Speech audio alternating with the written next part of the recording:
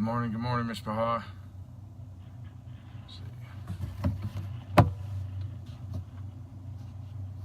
Trying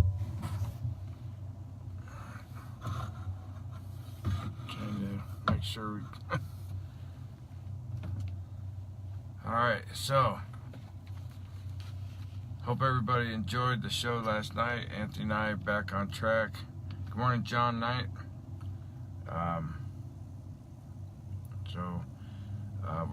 Hopefully we are back on track with our 2 men in the Torah. Good morning, Rovlin, Cody, Daniel, and Lisha, Brigitta. Good morning, y'all. Hope y'all had a good night's sleep, or for those of you like Rovlin are on the other side of the planet, then hope you're getting ready to have a good night's sleep. So, alright. We are on day 92, Psalm 92. It is good to give thanks to Yehovah, and to sing praises to your name, O Most High, to declare your loving kindness in the morning and your faithfulness every night. On an instrument of 10 strings, on the lute and on the harp, with harmonious sound. For you, Yehovah, have made me glad through your work. I will triumph in the works of your hands. Yehovah, how great are your works! Your thoughts are very deep. A senseless man does not know, nor does a fool understand this. When the wicked spring up like grass, and when all the workers of iniquity flourish, it is that they may be destroyed forever. But you, Yehovah, are on high forevermore. For behold your enemies, O Yehovah, for behold your enemies shall perish, all the workers of iniquity shall be scattered. But my horn you have exalted like a wild ox. I have been anointed with fresh oil. My eye also has seen my desire on my enemies. My ears hear my desire on the wicked who rise up against me. The righteous shall flourish like a palm tree. He shall grow like a cedar in Lebanon. Those who are planted in the house of Yehovah shall flourish in the courts of our Elohim. They shall still bear fruit in old age. They shall be fresh and flourishing, to declare that Yehovah is upright. He is my rock, and there is no unrighteousness in him. You know, I like how it's something that all of us should always practice is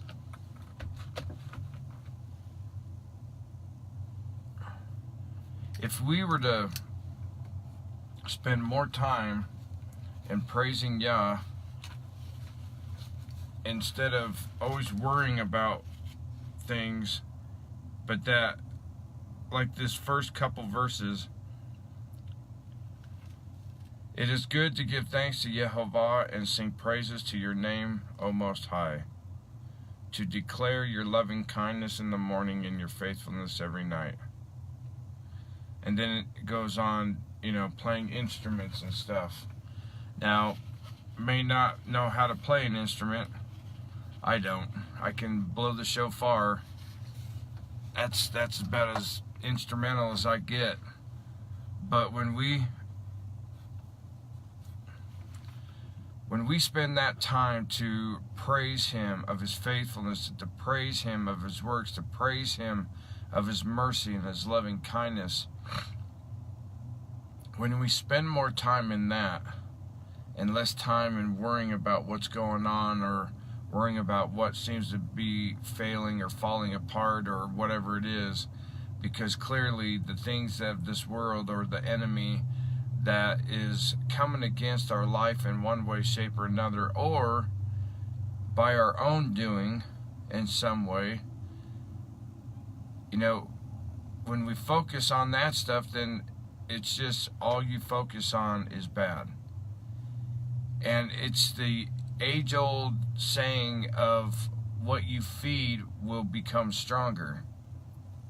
If all we do is focus on everything going wrong, if all we do is focus on the bad things around us, if all we do is, it's like there's some people like on social media, they claim to be believers, but the only thing they ever post is bad stuff.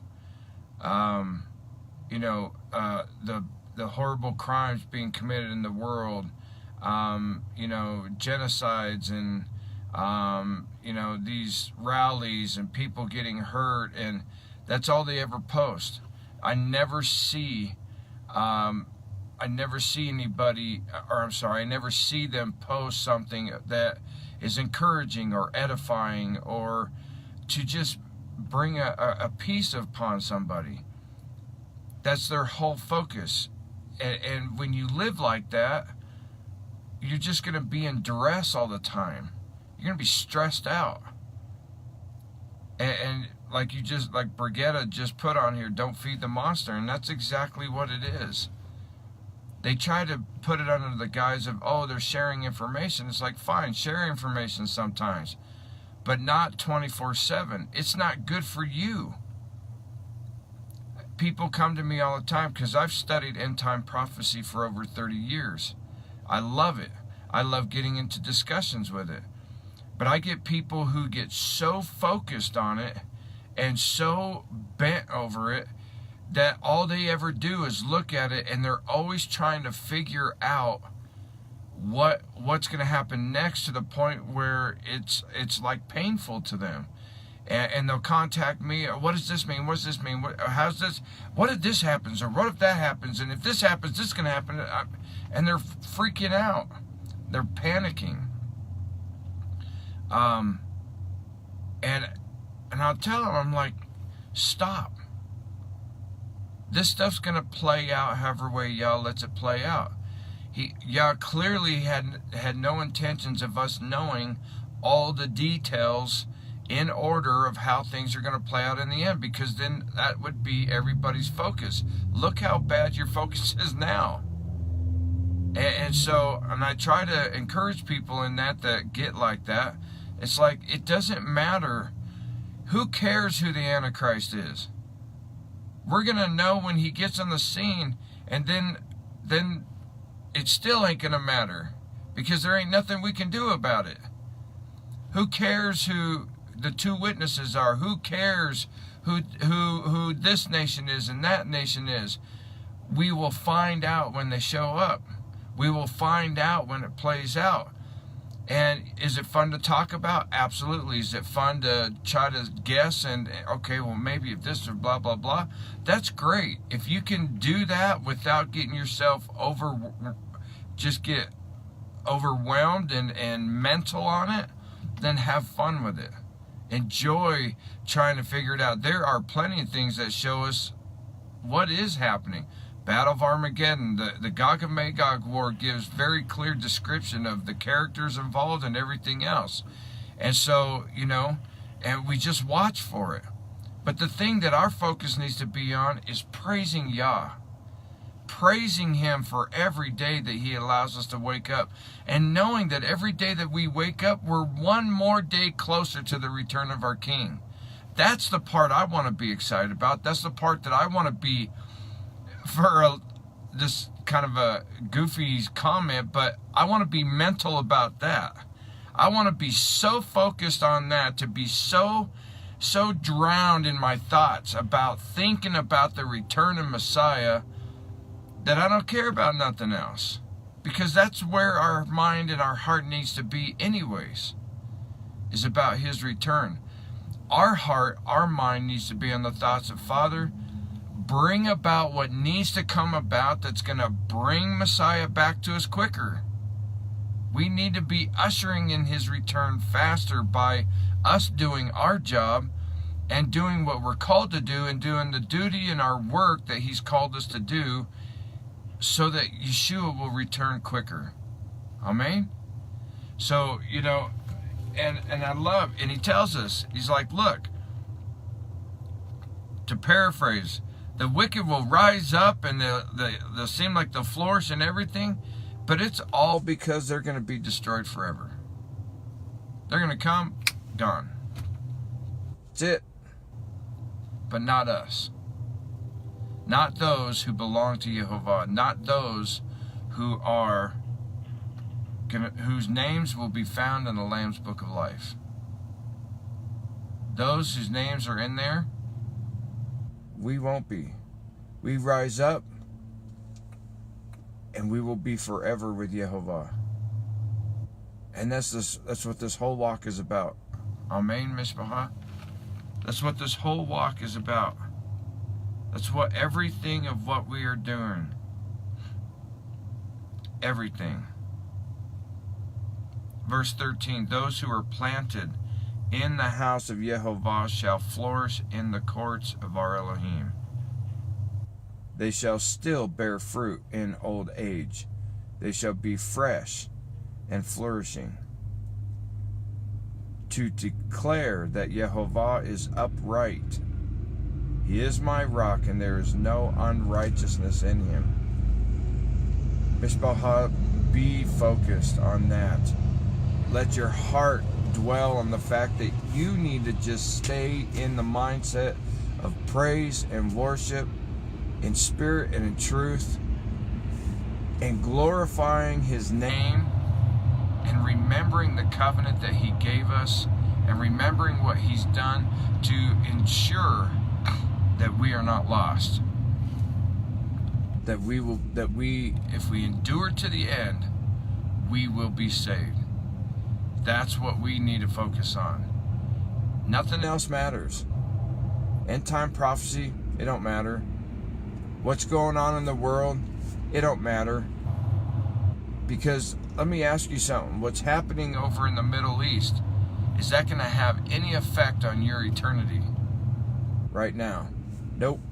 What happens to the neighbor down the street, is that going to have any effect on your eternity right now? No. And if you're not walking right in Yah, it don't matter what's going on around you. Should we be aware of what's happening around us? Sure. Just for the sense of being able to see what's playing out from the Word. That's fine.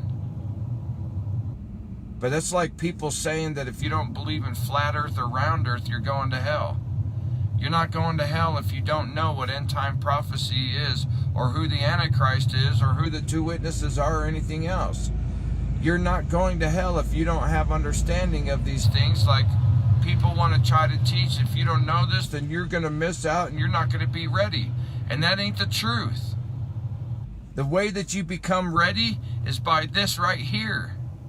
Is by you walking this out, by you walking in obedience to his word, by you knowing his Torah and his commandments. I could live my whole life not knowing anything of what's going on in the world, have Antichrist show up on the scene, and if I've been walking out his word and walking in obedience and living a set-apart life, I will know that that is not my Messiah. Because he does not represent the one in here. That's how I'll know. Not because of his name, not because of where he comes from, not because of anything else, but because everything that he represents in character does not match up to the character of my King. That's how I know. That's how I will not be caught unaware and naked.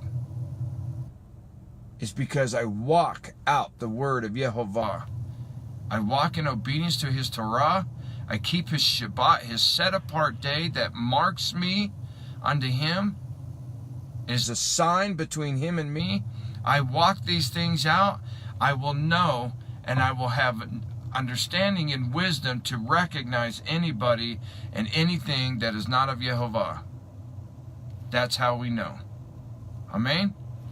So, again, read it for yourself. Meditate on it and see what Yah has for you.